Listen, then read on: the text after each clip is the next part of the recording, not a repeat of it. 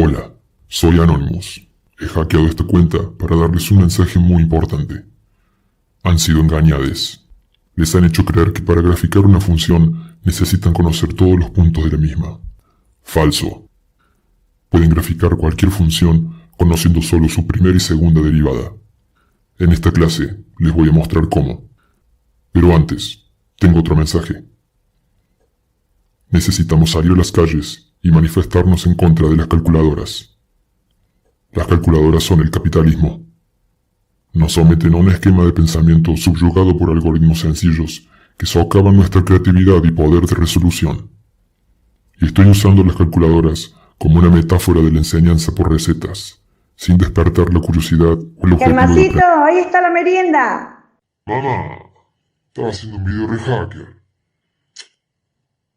Chocolatada para mí, ma.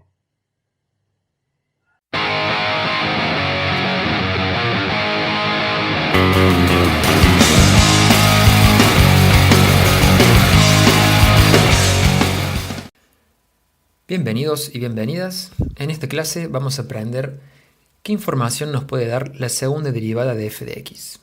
Para eso repasemos qué nos decía la primera derivada.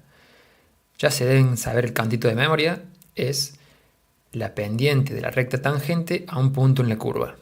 Es muy importante que, además de saberlo de memoria, sepamos interpretar qué significa eso.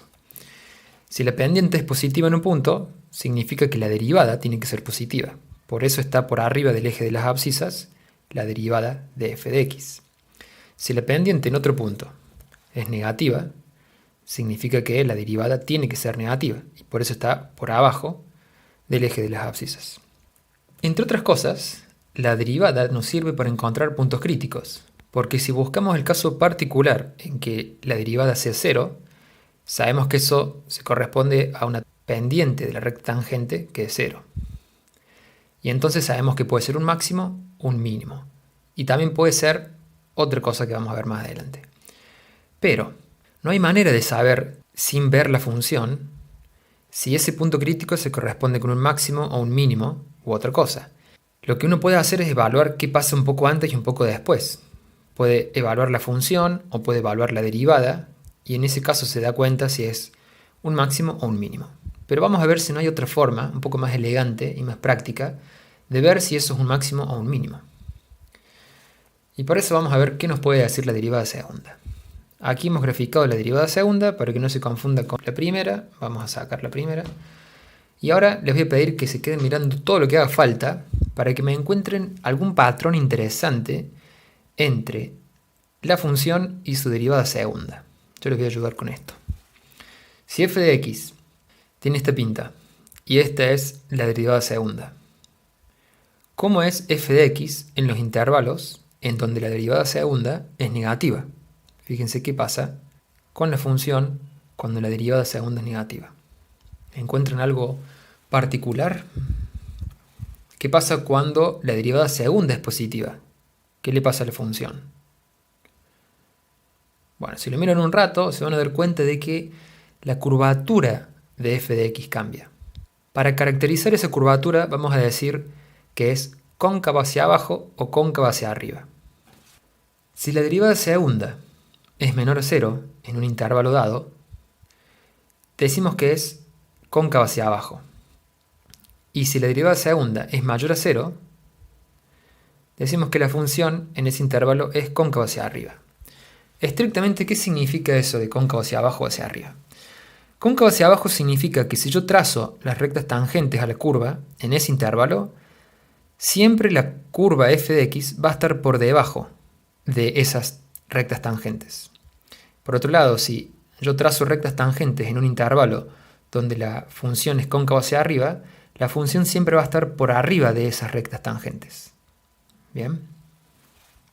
Supongamos que no me dejan ver cómo es la gráfica de f de x, pero sí me dejan ver cómo es la derivada y la segunda derivada de f de x. Con esto que les acabo de decir de cómo es una curvatura de la función, si es cóncavo hacia arriba o hacia abajo, ustedes deberían poder decirme cómo es este punto crítico, si es un máximo o un mínimo. Se los pregunto así. Si la derivada en un punto C es igual a 0, por ejemplo acá, ¿Es un máximo o un mínimo? Si yo sé que la derivada segunda es negativa. Bueno, los voy a ayudar esta vez. Si la derivada primera en el valor de x igual a c es igual a 0, sabemos que tenemos un punto crítico. Y si la derivada segunda es menor a 0, ¿qué sabemos? ¿Qué acabamos de aprender? Que es cóncava hacia abajo. Y fíjense, juntemos esas dos cosas. Si es cóncavo hacia abajo y tiene un punto crítico, a ese punto crítico no le queda otra que ser un máximo. No habría forma de que fuera cóncavo hacia abajo y tuviera un mínimo. ¿Bien? Así que vamos a anotar eso. Si la derivada primera es 0 y la derivada segunda es menor a 0, tenemos un máximo local en C. Ahora les toca a ustedes. ¿Qué pasa si la derivada primera es 0, pero la derivada segunda es mayor a 0? ¿Qué significaba derivada segunda mayor a 0? Cóncavo hacia arriba. Si es cóncavo hacia arriba, no le queda otra a este punto crítico que ser un mínimo. Bien, derivada segunda positiva, cóncavo hacia arriba, tiene que ser sí o sí ese punto crítico un mínimo. Así que lo anotamos. Si la derivada primera es 0 y la derivada segunda es mayor a 0, tenemos un mínimo local en C. ¿Puede ser otra cosa que no sea un máximo o un mínimo? La respuesta es que sí. Puede ser este caso.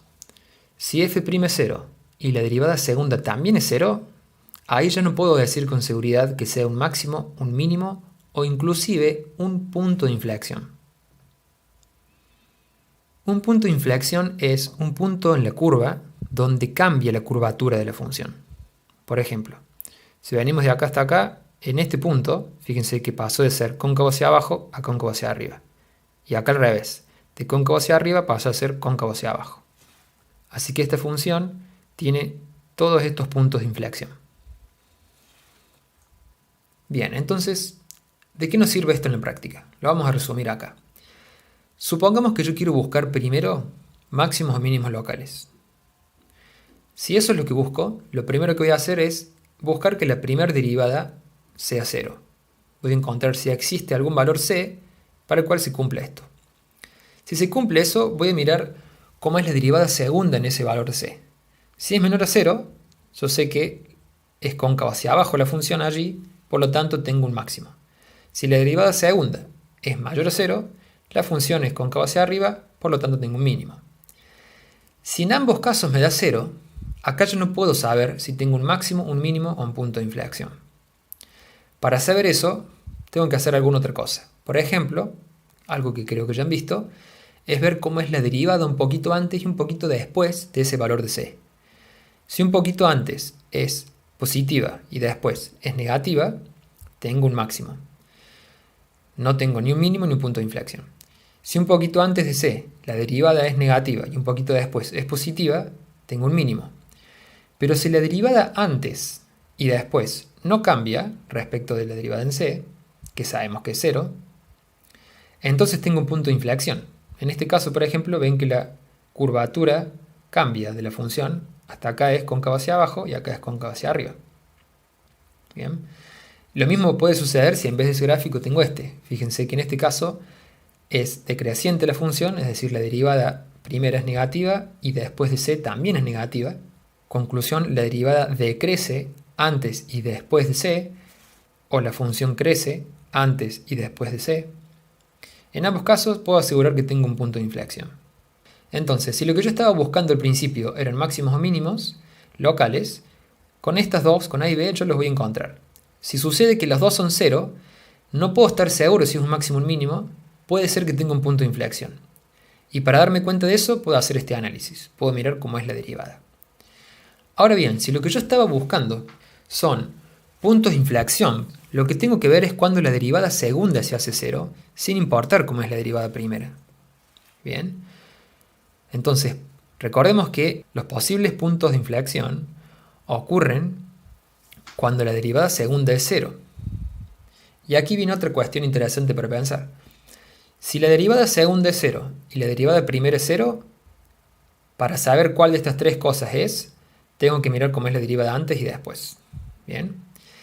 Pero si la derivada primera no es 0 y la derivada segunda sí es 0, ahí ya puedo asegurar que tengo un punto de inflexión. Bien.